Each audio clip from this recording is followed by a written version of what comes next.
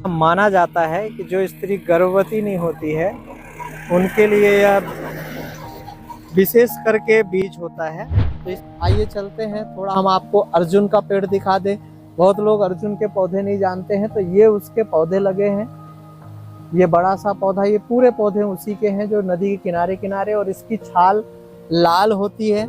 इसी को कहुआ कहते हैं, इसी को छाजन भी कहते हैं। छाजन याद रखिएगा, ये उसी के पौधे हैं। और इसके फल ऐसे पकड़ने पर कोने बने होते हैं। जो थोड़ा दूरी है तो दिखाने का आपको आगे प्रयास करते हैं, चलिए वहाँ।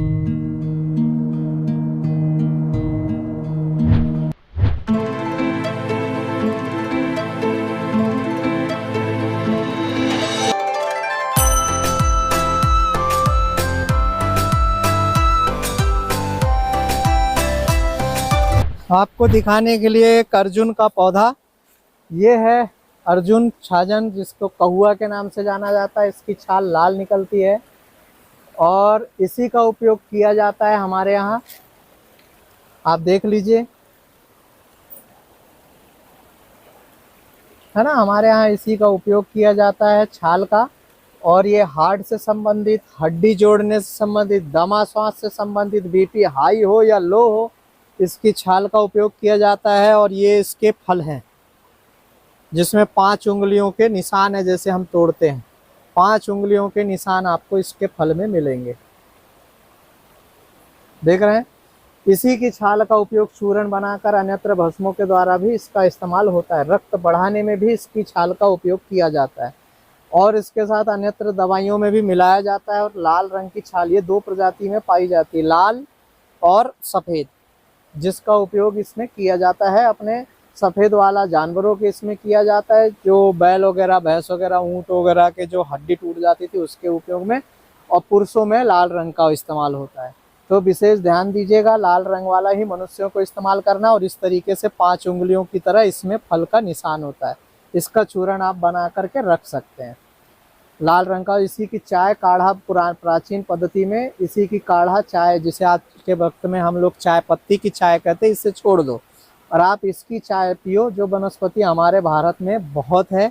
और ये खून भी बढ़ाती है, खून भी साफ करती है, साथ ही साथ आपको दमा श्वास से संबंधित भी बीमारियों को दूर करेगी। बीपी हाई हो या लो हो, दोनों को कंट्रोल करती है। ऊपर हो गया हो तो अपने लेवल में, नीचे हो गया तो अपने लेवल में। तो ऐसी महाऔषधियों को ध्यान में रखें। गांव खेड़े, नदी नालों किनारे ये पर्याप्त मात्रा में मिल जाती। पर विशेष छाल निकालने से पहले आपको बता दें कि इसकी छाल गोल गोल नहीं निकालनी, एक साइड से निकालना है। और निकालने के बाद आप इसमें गोबर का लेप कर देंगे। ये किसी ने निकाला है, गोबर वगैरह लगाया होगा, लेकिन पानी में धुल गए हैं, लेकिन अब ये अपने आप पकड़ना चालू कर दिया है। तो इसी तरीके से हम आगे भी वनस्पतियों के बारे में दिखाते रहेंगे और आप देखते रहेंगे। और अन्य पौधे अगर मिल गए हमको तो हम आपको दिखाने का प्रयास दिखाने जा रहे हैं, जिसका नाम शिवलिंगी है। और शिवलिंगी कैसी होती है, शनि देव का विशेष करके पौधा माना जाता है इसे। और इस पौधे को ऐसा कहा जाता है कि जिस घर में होती है उस घर में शनि ग्रह वगैरह का दोष नहीं होता, ऐसा वास्तु दोष के तहत है। और ये शनि ग्रह से ही आई हुई है। और इसकी सबसे बड़ी विशेषता यह है कि इसमें पौधे में बीज होते हैं। और बीज पूरे किस तरीके से होते हैं आपको, तो आपने नाम तो सुना ही होगा। फिलहाल हम आपको पौधों का बीज दिखाते हैं, चालू रखिएगा, नहीं तो लोग कहेंगे कि पौधे का बीज इन्होंने डुप्लीकेट दिखाया है। इसके बीज बड़े ही दुर्लभ और बड़े अच्छे तरीके से शिवलिंग की तरह होते हैं।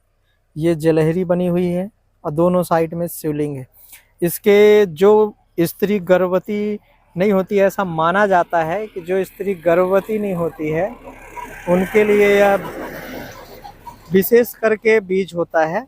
तो इसका जैसे मासिक धर्म के बाद अगर एक एक बीज इसका प्रतिदिन खाती है तो उसमें एक विशेषता आ जाती है कि वो गर्भ धारण करने की योग्य हो जाती है। पर ध्यान रहे वो उनमें कोई कमी ना हो शरीर में। अगर कुछ कमियां हैं तो उसका इलाज आप लोग करवा लें। और ये शिवलिंग का सेवन करने से पुरुषों में भी ताकत बढ़ती है। और एक तांत्रिक पौधा है शिवलिंगी, इसलिए हम आपको दिखाने का प्रयास किए। ये इस तरीके से इसके फल होते हैं और पकने पर ये ऐसे लाल रंग के हो जाते हैं। पर इनको आप जब निकालें तो विशेष करके इनको चिड़िया खा जाती है इनके फलों को। ये इस तरीके से फल निकलते हैं और फल निकलने के बाद में इसमें जब हम इसको ऐसे हाथ से वो करते हैं तो इसमें जो ऊपर की परतें हैं तो वो निकलने के बाद फिर इसके अंदर शिवलिंग निकलता है ये। और यही शिवलिंग थोड़ा आगे जाकर के मार्केट में बिकते भी हैं। ये अभी पूरी तरह पका नहीं है, ये सफ़ेद है, सूखने के बाद ये इस तरीके से काले हो जाएंगे। तो आप इसे ध्यान से देख लीजिए, बाड़ी वगैरह में इसको छींट देने से ही लग जाते हैं। ठीक है जी, नमस्कार। चले शायद लोग इस्तेमाल कर लेते हैं।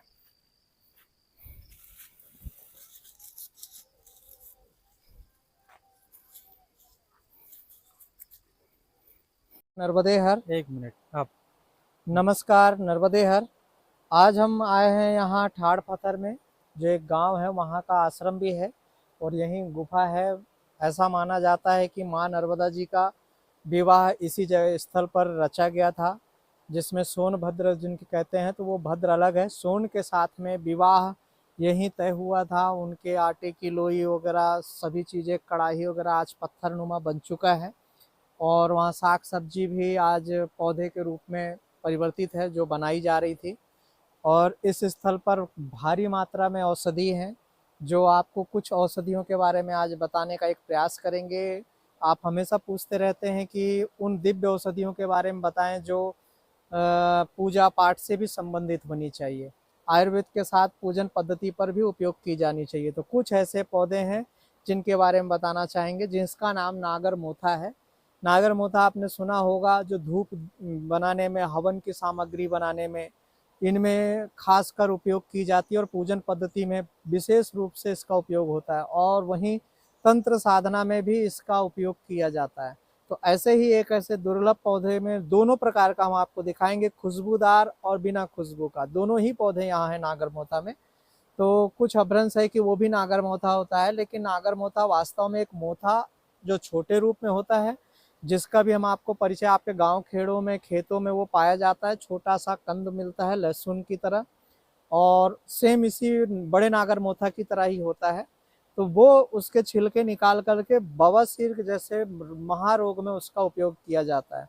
उसको चबा कर खाने के बाद पानी पिया जाता है और वो बवासीर से हमेशा के लिए छुटकारा मिल जाता है। लेकिन इस नागरमोथा में ऐसा नहीं होता। इसकी लंबी जड़ होती है और कंद नहीं होता, उसमें कंद थोड़ा होता है, इसमें कठोर नुमा होती है, उसमें मुलायम होता है मोथा में। ये नागर मोथा है। तो आइए चलते हैं, हम आपको नागर मोथा को थोड़ा दिखा दें। ये देखिए, ये नागर मोथा है, अच्छे से देख लीजिए। इस पौधे को आप देख लें, लगे हुए हैं पूरे यहाँ से वहाँ तक है। और इन नागर मोथा की जो जड़ होती है इसके नीचे पाई जाती है। अभी खोदने पर ये थोड़ी गहरे में होगी, काली होगी और खुशबूदार होती है, बहुत ही खुशबू करती है। और इसी नागरमोथा की जड़ का उपयोग हवन सामग्री में किया जाता है। जो 10 औषधियाँ मिलाई जाती हैं, ये वही है। इनके ये फल हैं, धीरे धीरे इस तरीके से करके अभी फूल में है और फल भी साथ में है, और यही फल में परिवर्तन होकर के नीचे गिरेंगे। और इसकी सबसे बड़ी खासियत ये है कि ये टूटेगा नहीं जल्दी। हालांकि हम आपको तोड़ने का प्रयास करेंगे दिखाने का। ये गोल होता है, ये गोल है पूरा ये, और अंदर से पोला होता है, मुलायम होता है। इसके पत्ते यहाँ होते हैं, देख लीजिए चारों तरफ कठोर नुमा होते हैं, पत्ते हार्ड होते हैं, और ये ज़्यादातर पानी की जगह में ही पाया जाता है। साथ ही साथ इसी के औषधियों में भी उपयोग में लिया जाता है, लेकिन आज हम बात करेंगे पूजन पद्धति की। तो इसे ही हवन सामग्री में मिलाया जाता है, तंत्र साधना में इसका पूजन किया जाता है इसके कंद के द्वारा, और इसी की सामग्री बनाकर हवन की जाती है और माता काली की सिद्धि की जाती, जिसमें जटामासी, नागरमोथा का और जटाशंकर, जटाशंकरी, इनका उपयोग खास करके किया जाता है। फिर आगे आप जैसा चाहें तो उसमें चंदन वगैरह आप मिला सकते हैं, जिस तरीके से चाहें वैसा आप कार्य कर सकते हैं। और इसी में ये है बिना खुशबू का नागरमोथा। इसके ये पुष्प हैं जो प्रायः आप कहीं भी आप देख सकते हैं, पत्ते मुलायम होते हैं। और इसकी जो कंद है, इसकी डंठल दिखा देंगे ताकि समझ में आ जाए। इसके ये पुष्प हैं और नीचे इसका भी कंद होता है, काला ही होता है, पर ये बिना खुशबू का नागरमोथा है। इसमें खुशबू नहीं होती। इसका कंद अलग होता है। इसकी डंठल दिखा दो, इसकी ये डंठल है, आप देख सकते हो। दोनों में बहुत परिवर्तन है और दोनों ही नागर मोथा है, पर हम जिस नागर मोथा की बात कर रहे हैं वो ये है। इस नागर मोथा का उपयोग में लिया जाता है। ये सारे पौधे उसी के हैं, इन नागर मोथा का इस्तेमाल होता है। आप देख लीजिए, इसी नागर मोथा का उपयोग हम करते हैं, उस औषधि का उपयोग नहीं करते। तो आप अगर पूजन पद्धति से संबंधित और नागर मोथा के पौधे नहीं पहचानते तो आपके नाला वगैरह जो नाले होते हैं, नदी होती है, उन जगहों पर इसके पौधे मिल जाते हैं पानी के निकटतम। और ये पानी के अलावा नहीं होगा। और जो पानी के बाहर होता है, इसी में एक मजला होता है, उसका उपयोग होता है। उसमें खुशबू कम होती है, इसमें खुशबू ज़्यादा होती है। तो ऐसे ही करके हम आपको अन्यत्र बहुत सारे औषधियाँ दिखाने का प्रयास करेंगे। आइए चलते हैं, थोड़ा हम आपको अर्जुन का पेड़ दिखा दें। बहुत लोग अर्जुन के पौधे नहीं जानते हैं, तो ये उसके पौधे लगे हैं। ये बड़ा सा पौधा, ये पूरे पौधे उसी के हैं जो नदी के किनारे किनारे, और इसकी छाल लाल होती है। इसी को कहुआ कहते हैं, इसी को छाजन भी कहते हैं। छाजन याद रखिएगा, ये उसी के पौधे हैं। और इसके फल ऐसे पकड़ने पर कोने बने होते हैं। जो थोड़ा दूरी है तो दिखाने का आपको आगे प्रयास करते हैं। चलिए वहाँ यहीं एक और ऐसी बूटी मिल गई है जिसके बारे में हम आपको बताना चाहेंगे, और जिसे रीढ़ की हड्डी वाले सभी व्यक्ति सुन लें। इस औषधि को लेकर के इसकी औषधि का चूर्ण बना लिया जाए, छांव में सुखाया जाए। छांव में सुखाने के बाद इसको गेहूं की रोटी बनाई जाए, और एक ही तरफ रोटी को सेकना है, दूसरे तरफ नहीं सेकना है। और उसके बाद उसको जब आप लगाएंगे, और एक तरफ लगा के जो ऊपर साइड में इस औषधि को डाल देनी है। जैसे आप डोसा वगैरह पकाते हैं एक साइड, सेम उसी तरीके से पकती है। और इसका चूर्ण फैला करके और गरम ही गरम रीढ़ की हड्डी में अगर इस औषधि को लगाया जाए तो एक ऐसी महा औषधि हम आपको दिख गई। तो हम आपको बता रहे हैं, इसे फांस फांसिल भी कहते हैं। घास फांस फांसिल एक पौधा होता है, उसी की एक घास में भी फांस फांसिल होता है, हरजोड़ के नाम से भी जाना जाता है। और इस औषधि को देखेंगे, ये भी नदी के किनारे होती है। उसको हम आपको दिखाने का प्रयास करते हैं। ये रही, ये देख लीजिए, ये औषधि है फांस फांसिल, जिसे आप देख सकते हैं। और इसे आप बड़े आसानी से इस तरह से आप इसको तोड़ सकते हैं और वापस इसको इस तरीके से जोड़ सकते हैं। ये वापस जुड़ जाती है। ध्यान दीजिए, ये निकल गई, ये सामने। आप इसे भी आप निकाल सकते हो, बारी बारी से इसमें है। और इसके बाद इसको इस तरीके से थोड़ा सेट कर सकते हो। ये इस तरीके से सेट हो जाती है। और इसी औषधि के बारे में आपको मार्केट में, ये ग्रामीण औषधि पुरानी है, बहुत ही पुरानी औषधियाँ चलती आ रही हैं। और ये रीढ़ के लिए ब्रह्मास्त्र है। ये देखिए, कहीं से आपको टूटा हुआ नहीं लगेगा, कहीं से आपको दिखाई नहीं देगा कि ये टूटा था, मैंने तोड़ा, और वापस ये हरा का हरा ही रहेगा। आप देख सकते हो, ये है पौधा, इसकी पहचान भी है। और इसमें कोई पत्ती अलग से नहीं होती, सेम ऐसा ही होता है। और ये पानी के निकटतम, और ये जैव विविधता के तहत अपने आप उगने वाली वनस्पति है। और इसका उपयोग आप रीढ़ की हड्डी से संबंधित आप कर सकते हो। इसका भी आप चूर्ण ले सकते हो। हाँ, साथ में पानी के लिए आप घटक वगैरह भी इस्तेमाल कर लीजिएगा। ये हम निकाल ले रहे हैं, अब निकाले हैं तो इसे रख लेंगे और इसको बर्बाद नहीं करेंगे, ताकि किसी व्यक्ति को अगर देना हो तो हम दे सकें। आप अच्छे से देख लीजिए ये वनस्पति को। और यह वनस्पति बहुत कम पाई जाती है, इसलिए अभी मिल गई तो हमने आपको बता दिया। अभी तक आपको इसके बारे में वीडियो कोई भी नहीं बनाया होगा, वो दिव्य चीजें हम आपको दिखा रहे हैं। और ये रीढ़ के लिए ब्रह्मास्त्र है। बात रोग में तो उपयोग में आता ही है, लेकिन रीढ़ के लिए ये विशेष कर ये इसका इस्तेमाल होता है। तो ऐसे ही हम आपको पौधे और भी दिखाना चाहेंगे। नाम तो हमने बता ही दिया। इसका नाम घास में फांस फांसिल भी कहते हैं, हरजोड़ भी कहते हैं।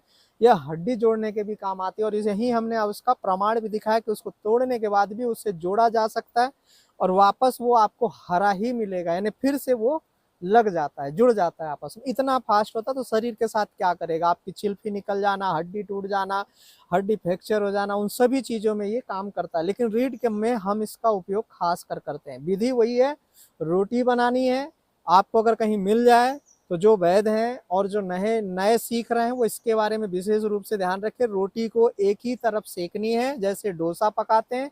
मोटी रोटी होनी चाहिए, पतली नहीं होनी चाहिए। डोसे की तरह आप पतला कर दें, जैसे आप रोटी बनाते हैं बस वैसा ही, पर मोटा होना चाहिए। और इसका चूर्ण आप उसमें डाल दीजिए। आप हरे में भी इसका उपयोग कर सकते हो कूच कर, यानी किसी चीज खलबत्ते पत्थर से आप वो करें। मिक्सर का उपयोग बिल्कुल भी नहीं करेंगे, ताकि आपको बारंबार हम औषधि के बारे में बता रहे हैं, मिक्सर का उपयोग करेंगे वो गर्म होकर के उसके औषधि गुण नष्ट हो जाएंगे।